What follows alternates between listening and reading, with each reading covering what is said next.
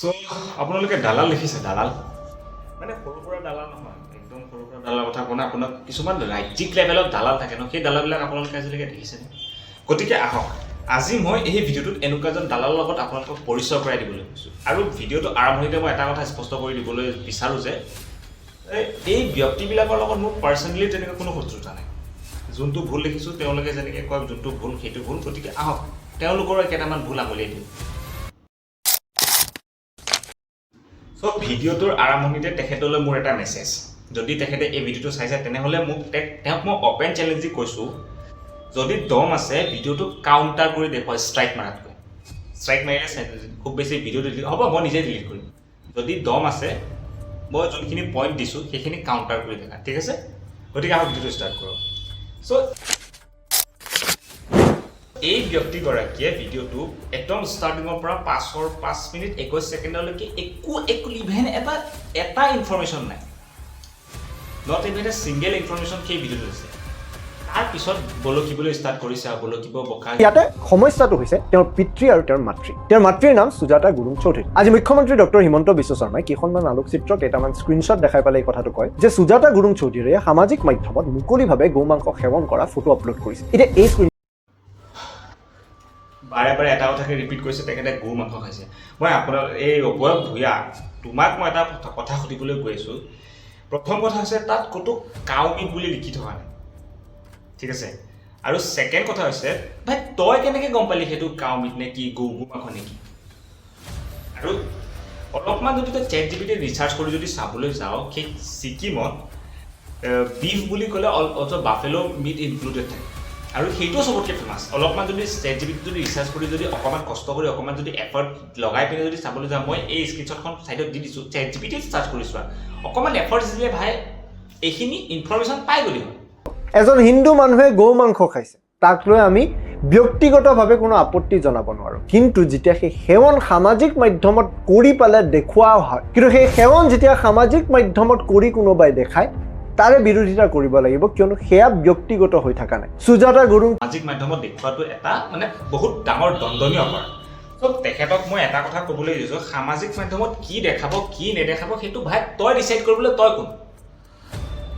কোনে তোক অধিকাৰ দিলে যে সামাজিক মাধ্যমত কোনে কি দেখাব কোনে সেইটো তেখেতৰ নিজৰ পাৰ্চনেল মেটাৰ নিজে পাৰ্চনেলি ফেচবুকত টুইটাৰ ফেচবুক ইনষ্টাগ্ৰাম একাউণ্ট খুলিছে কিবা খাইছে দেখাইছে ত' who the fuck are you to say মানুহে কি কৰিব কি নকৰিব তই ক'বলৈ একো নহয় আৰু এই এটা পোষ্টৰ পৰা এখন সমাজত যে এটা ডাঙৰ ইম্পেক্ট কৰিব ক'ত দেখা আছে তেওঁ গৌ মাংস সেৱন কৰে আন এখন ফটো তেওঁৰ স্বামীৰ মুকলি হৈছে কিন্তু সেয়াত যদিও আপুনি এআই লগাই হওক বা ভিডিঅ'টো ভালকৈ চাই ফটোখন ভালকৈ চাই যদিও আপুনি গম পাব যে সেয়া গৌ মাংস হয় আমি সেই আজি মই তোৰ ভিডিঅ'টো চাওঁতে মানে তোমাৰ ভিডিঅ'টো চাওঁতে মই ভাবিছিলোঁ চাগে কিবা এটাতো পলিটিকেল কথা ওলাব কিন্তু নাই এই তুমিও সেই একে হিমন্ত বিশ্ব শৰ্মাৰ পকৰে বিচাই ঘূৰি সেই একেডাল কথাকে তুমি ঘূৰাই পকাই আছা কুংকি বৰুৱাৰ পৰিয়ালৰ মাক দেউতাকে গো মাংস ভক্ষণ কৰিলে কুংকি বৰুৱা অমুক কৰিলে ভুচুক কৰিলে আৰে ভাই বেলেগৰ পাৰ্চনেল লাইফত ইণ্টাৰফেয়াৰ কৰিবলৈ তহঁতৰ দৰকাৰ কি তাই যদি কিবা এটা পলিটিকেল যদি কিবা এটা কথা কৈছে এতিয়া সেইটোৰ এগেইনষ্টত কিবা এটা কথা কওঁ না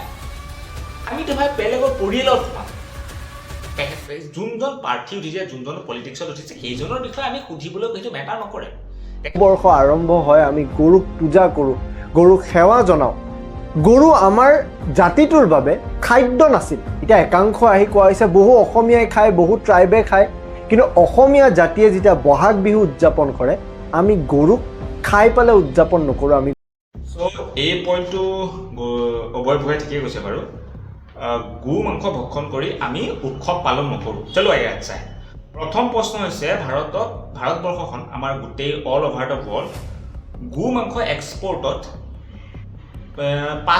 টপ 5ত আহে চ' ইয়াৰ বিষয়ে আপুনি কি ক'ব বিচাৰে অতনু ভূঞাৰ পুত্ৰ অবয় ভূঞা ডাঙৰীয়া আপুনি কি ক'বলৈ বিচাৰে আৰু ছেকেণ্ড পইণ্টটো হৈছে নীতিন গডকৰী যোনজন এজন ৰোড মিনিষ্টাৰ নে কি এইটো তাৰ নাম হৈছে কাৰ্বন যোনটো চ'ৰ্চত বৰ্তমান আপোনাক গোটেই ভাৰতৰে মানুহে গম পালেই চাগে তাৰ বিষয়ে আপুনি কি ক'ব দুআষাৰমান আপুনি কৈ দিলে মই 3 নম্বৰ কথাটো ক'বলৈ গ'লে মই আৰু আপোনালোকৰ দেখোন বিজেপি দলৰে জয়ন্ত মল্ল ডাঙৰীয়াকে গৰু চুৰ বুলি মানুহে খেদন দিছিল তাৰ ওপৰতো আপুনি এতিয়ালৈকে এটা ভিডিঅ' নিদিলে হয় এবাৰ শুনি লওক লুৰিণজ্যোতি গগৈয়ে গুৱাহাটীত কুংকি চৌধুৰী বুলি এগৰাকী মহিলাক এজেপিৰ প্ৰাৰ্থী দিছে সেই কুনকি চৌধুৰীৰ মা হৈছে সুজাতা গুৰুং চৌধুৰী।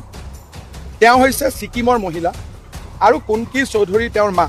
ইমানলৈকে মোৰ আপত্তি নাই, কিন্তু এই যে সুজাতা গুৰুং চৌধুৰী, তেওঁ ইনষ্টাগ্ৰামত কেইবাখনো ফটো দিছে গৰুৰ মাংস খাই।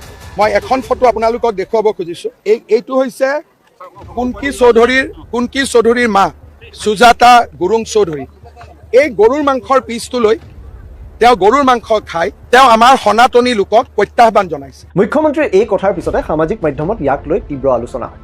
একাংশ যি ইমান দিনে নিজকে জাতীয়তাবাদ বুলি চিনাকি দি আছিল, তেওঁলোকে এই কথাকো ডিফেণ্ড কৰিবলৈ পাৰ নহয়। কিয় ডিফেণ্ড নকৰিব?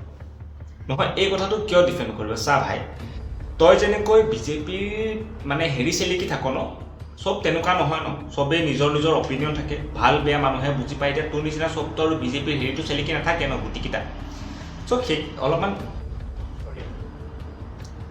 সেইকাৰণে ছ'চিয়েল মিডিয়াত তেখেতে যিয়ে নিদিয়ক কিয়, যিয়ে দিয়ক বা সেইটোৰ হিচাপত হিমন্ত বিশ্ব শৰ্মাই তাৰ এগেইনষ্টত যোনটো কথা কৈছে, সেইটো কোনো হাত ভৰি ঠেং মাথা মোৰ একো নাই। সেইটো চাৰক চাপ চাপৰিবিলাকে যদি কয় তেতিয়া শোভা পায়। হিমন্ত বিশ্ব শৰ্মা ডাঙৰীয়ে এনেকুৱা ধৰণৰ মন্তব্য দিলে কোনো মানে চেঞ্চ নাই। হিমন্ত বিশ্ব শৰ্মাই যোনটো কথা কৈছে, তেখেতে গৌমাংস কৈছে, সমাজৰ এটা উলংঘন সৃষ্টি কৰিছে। এই হিমন্ত বিশ্ব শৰ্মাই কথাটো কোৱাৰ পাছতহে যদি কুনকি চৌধুৰীৰ মাক দেউতাকে গৌমাংস খাই বুলি গোটেই অসমে বা বহুত মানুহে গম পালে। তাৰ আগত কেইটামানে গম পাইছিলে। এই প্ৰশ্নটোৰ উত্তৰ বিশেষকৈ দিবলৈ যত্ন কৰিছোঁ অকণমান। প্ৰায় কেইটামান বছৰ, ঠিক দিল্লী ৰাইটছৰ সময়ত 2020 চনত, যদি মোৰ ভুল হোৱা নাই, উমাৰ খালিদ আৰু শাৰ্জিল ইমাম নামৰ দুজন এক্টিভিষ্ট, লেফটিষ্ট এক্টিভিষ্ট, তেওঁলোকে ভাৰতৰ চিকেন নেক কৰিডৰটো কৰ্তন কৰাৰ কথা আলোচনা কৰিছিল মুকলি সভা এখনত কৈছিল। এই এনেবোৰ কথাৰ কাৰণে মই এই গৰুটোক অলপমান দালাল বুলি যে কওঁ, দালাল, সেইকাৰণে মই অবয় ভয়ক অলপমান দালাল টাইপৰ দেখোঁ। কাৰণ যোনজন ব্যক্তিৰ কথা তেখেতে উল্লেখ কৰিছে, 2019 যেতিয়া দিল্লীত যেতিয়া কাৰ প্ৰটেষ্ট হৈছিলে, কাৰ কথাটো আপোনালোকে চবেই চিটিজেন এপিইণ্টমেণ্ট যোনখন বিল আছিলে, সেই তাৰ এগেইনষ্টত এই উমৰ খালিদ বুলি কোৱা এই ব্যক্তিজনে প্ৰটেষ্ট কৰিছিলে।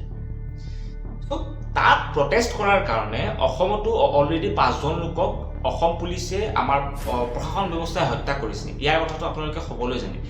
ইয়াৰ প্ৰটেষ্ট কৰাৰ কাৰণে এই উমৰ খালিদ নামৰ ব্যক্তিজনক কোনো ধৰণৰ প্ৰুফ, কোনো ধৰণৰ এভিডেঞ্চ নোহোৱাকৈ তেখেতক, সেই ল'ৰাজনক আজিলৈকে জেলত ভৰাই থৈছে। ইভেন এতিয়ালৈকে হাইকোৰ্টে তাক গিল্টি বুলি প্ৰুফ কৰিব পৰা নাই।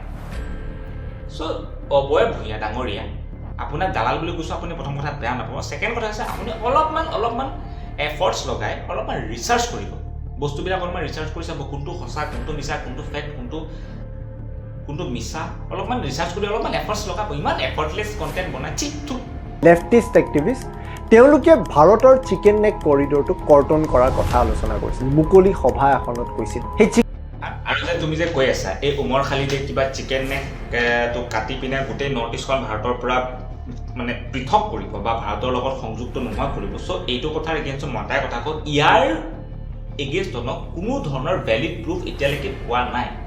তো তুমি যে কৈ আছা যে উমৰ খালিদে আমাৰ নৰ্থ ইষ্টৰ চিকেন নেকটো শিলিগুৰি কৰিডৰটো ভাঙি পিনে যে অসমখনক ভাৰতবৰ্ষৰ পৃথক কৰিব, তোমাৰ হাতত কিবা প্ৰুফ আছে?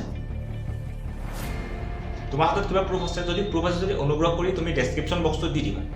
আৰু যদি প্ৰুফ নাই, এনেকৈ গৰুৰ নিচিনা ঘাঁহ চবুলীয়া নিচিনা জিতি নবকিবা।